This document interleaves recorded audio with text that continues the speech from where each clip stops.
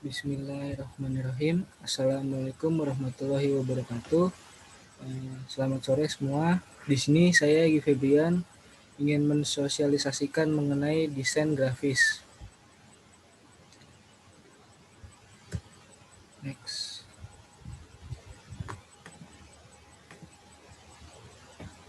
Nah, apa sih desain grafis itu? Jadi desain grafis merupakan suatu bentuk komunikasi visual yang memanfaatkan gambar sebagai media untuk menyampaikan pesan atau informasi seefektif mungkin.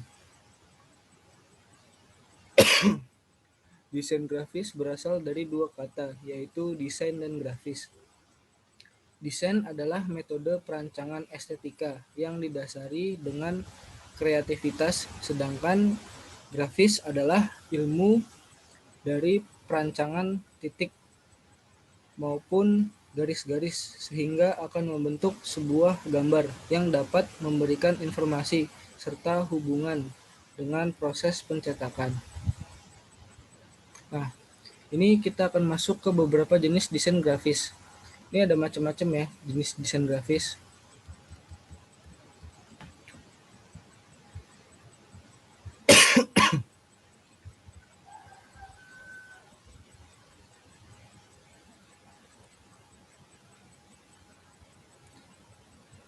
Untuk desain grafis yang pertama itu adalah drafter. Drafter itu membuat rancangan bangunan atau yang berkaitan dengan arsitektur atau industri. Biasanya menggunakan aplikasi AutoCAD, Archicad, 3D, dan lain-lain sebagainya. Kemudian yang kedua ada editor. Nah, editor ini membuat cover atau sampul banner, stiker, logo, poster, kartu nama, dan lain-lain. Aplikasi yang biasa digunakan adalah Photoshop, CorelDRAW, sama Illustrator. Yang ketiga itu ada layouter. Layouter itu membuat tatanan, letak atau koran atau majalah agar enak dipandang. Biasanya itu menggunakan aplikasi MS Publisher, Adobe PageMaker, dan Adobe InDesign. Kemudian yang keempat, Art Director. Nah, itu Art Director membuat karya seni berupa visual effect atau hiasan. Aplikasi yang digunakan biasanya menggunakan Photoshop, CorelDRAW, sama Art Creator sama PhotoPaint. Terus juga ada fotografer ya, fotografer untuk pengeditan foto. Biasanya tuh menggunakan Photo Studio, Photoshop, atau eWorks. Terus yang selanjutnya ada animator. Animator itu pekerjaan dalam bidang motion grafis ya, atau iklan, dan juga film fantasi. Biasanya menggunakan Adobe Flash, After Effects, 3D Maya, dan GIF Animator. Untuk visualisator itu memberikan suatu gambaran atau sebuah karya produk yang berbentuk real atau 3D. Itu biasanya menggunakan aplikasi 3D Max, AutoCAD, atau Digital Clay. Nah, selanjutnya ada video editor ya. Ini nanti kita akan bahas mengenai video editor. Nah, ini video editor ini mengedit film atau video sekaligus merangkap sebagai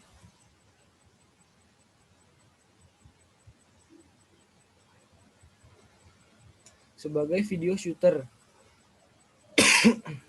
Aplikasi yang digunakan biasanya After Effects, Sony Vegas, Visual Studio, sama Adobe Premiere. Terus yang terakhir adalah Integrator Designer. Untuk itu pekerjaannya mengedit film atau video sekaligus merangkap sebagai video shooter. Nah, aplikasi yang digunakan itu Adobe Premiere.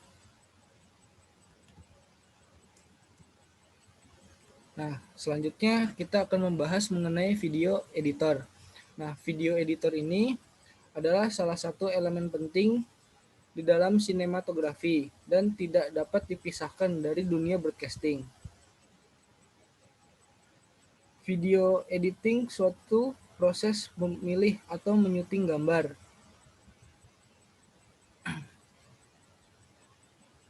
Dengan cara memotong gambar ke gambar atau cut to cut, atau dengan menggabungkan gambar-gambar dengan menyisipkan sebuah transisi. Variabel yang perlu diketahui oleh seorang editor adalah kamera angle, kamera works, motivasi, informasi, komposisi sound, dan continuity.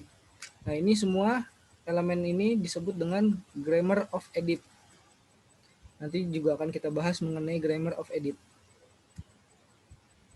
Nah, ini kita akan masuk ke grammar of edit ya. Elemen-elemen yang tadi itu namanya grammar of edit.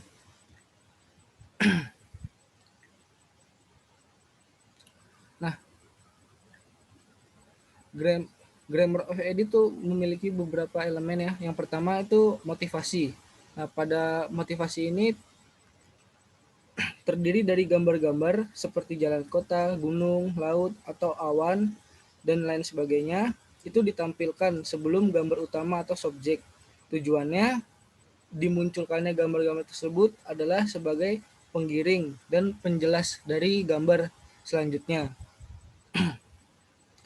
Selain gambar, motivasi juga dimunculkan dalam bentuk audio, misalnya suara telepon, air, ketukan pintu, langkah kaki, dan lain sebagainya. Yang selanjutnya ada konti informasi. Nah, informasi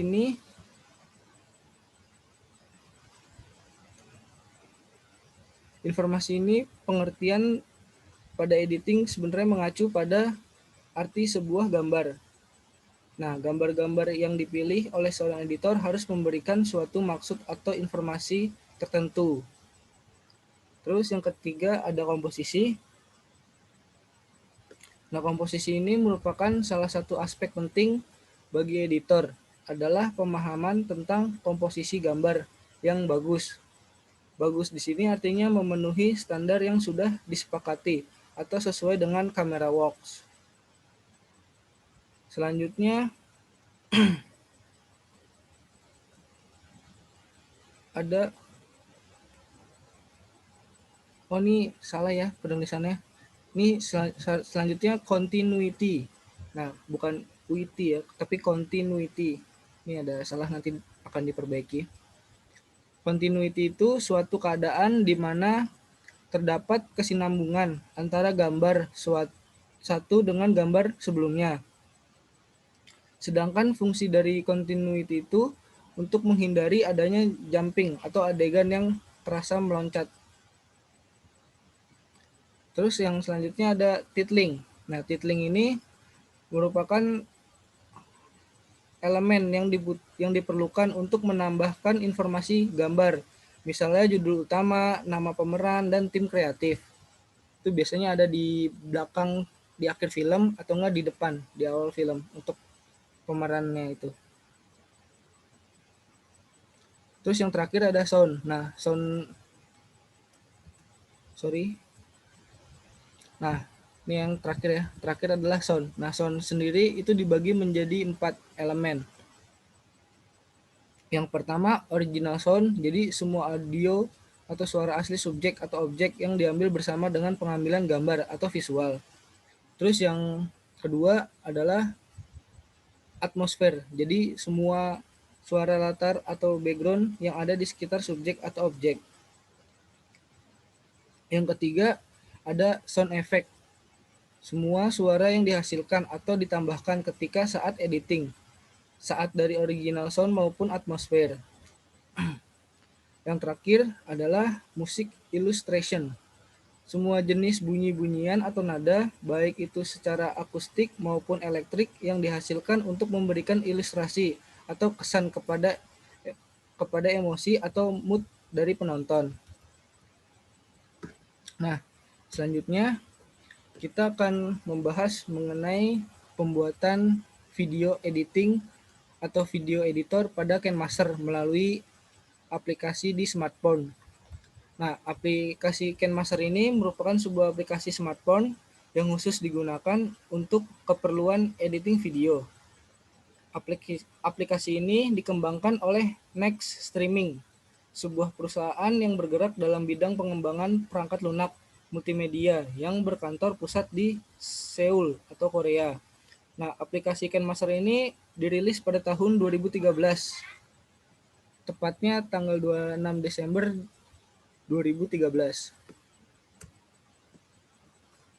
Nah, selanjutnya kita akan membahas mengenai fitur-fitur yang terdapat pada KineMaster. Yang pertama ada Project Assistant. Nah, Project Assistant ini merupakan fitur yang membuat sebuah project video step by step, mulai dari memilah video yang akan diedit, memilih tema, memasukkan filter, audio, sampai merender hasil editing video. Terus yang kedua, dukungan media.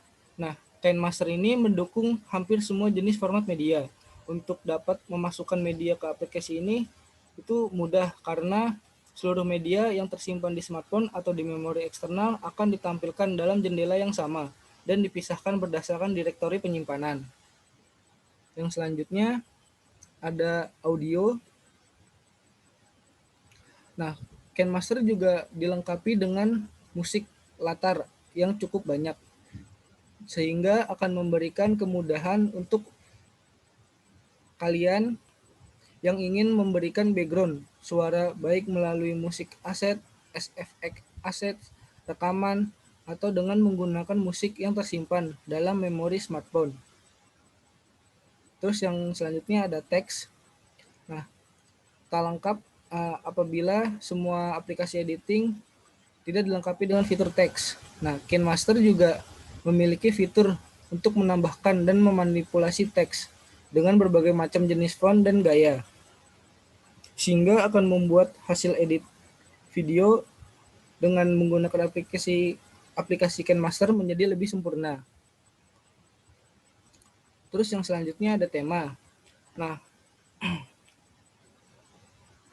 untuk aplikasi KineMaster ini dilengkapi dengan 4 tema yang dapat kita manfaatkan atau kita masukkan ke dalam project video. Di antaranya basic, onstage, serene, dan travel. Yang terakhir adalah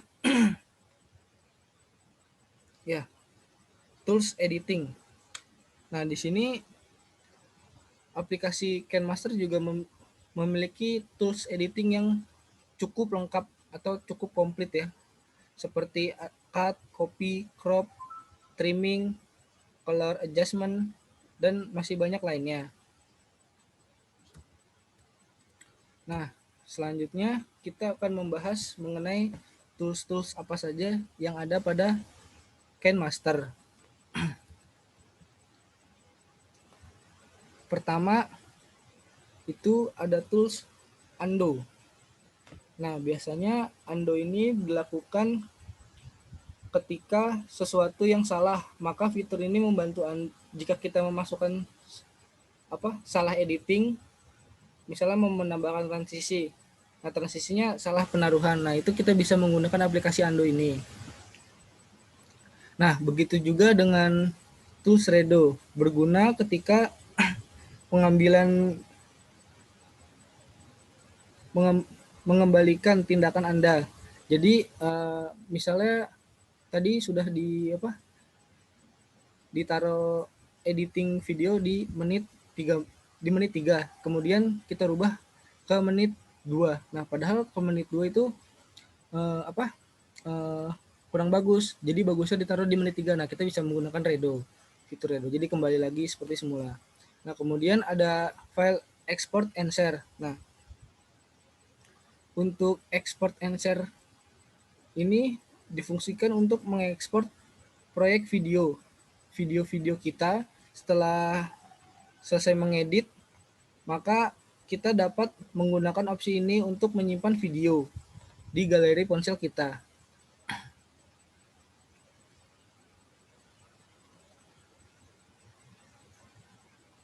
Nah, selanjutnya pada KineMaster Project Setting itu ada beberapa pembagiannya lagi, terdiri dari 3, yaitu audio, video, dan editing.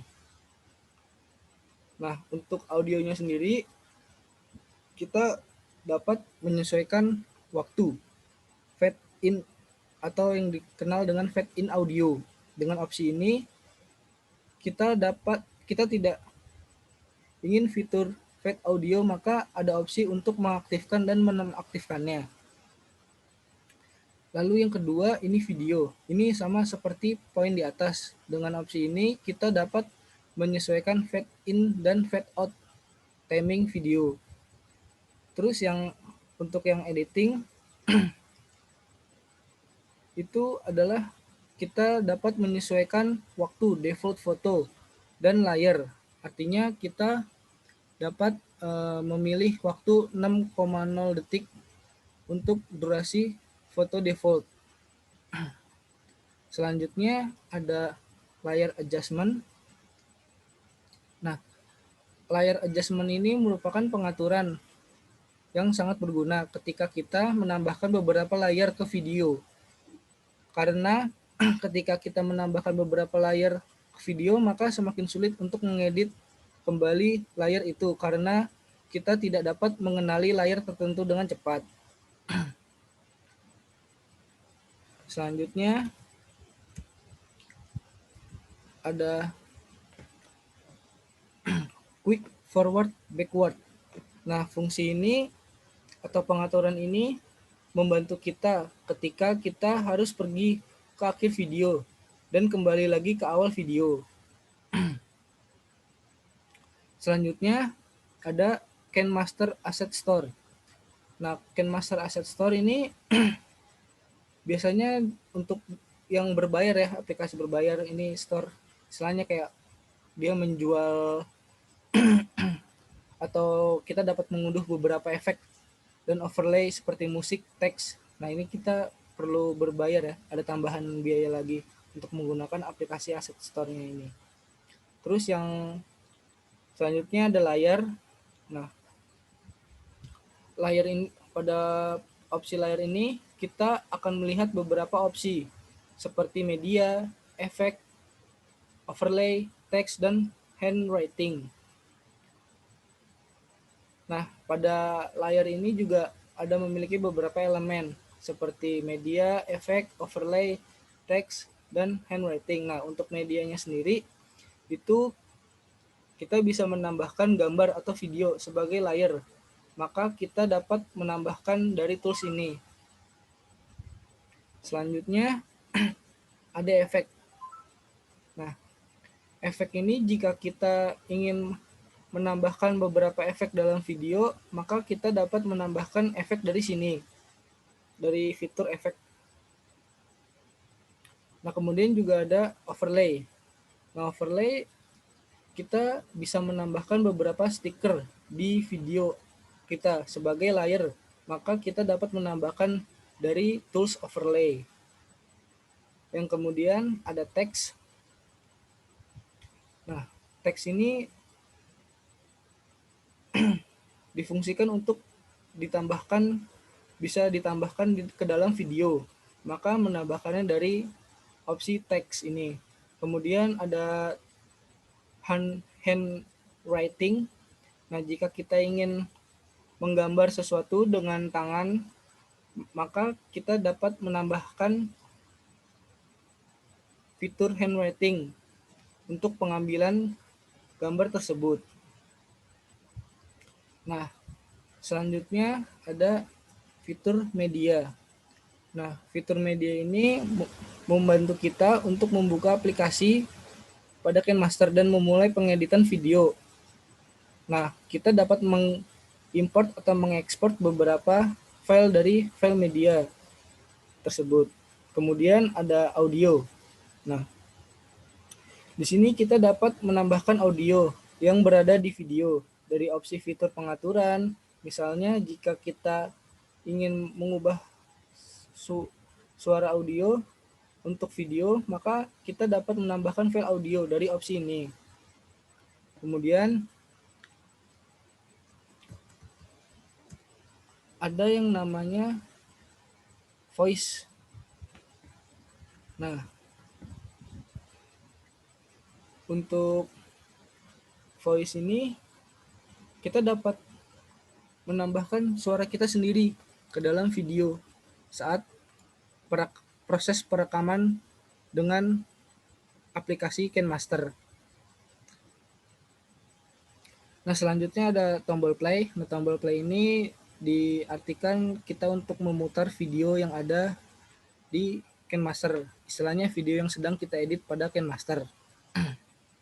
Nah, selanjutnya mengenai back. Nah, tombol back ini membantu kita untuk kembali ke halaman utama pada KineMaster. Nah, sekian mengenai tutorial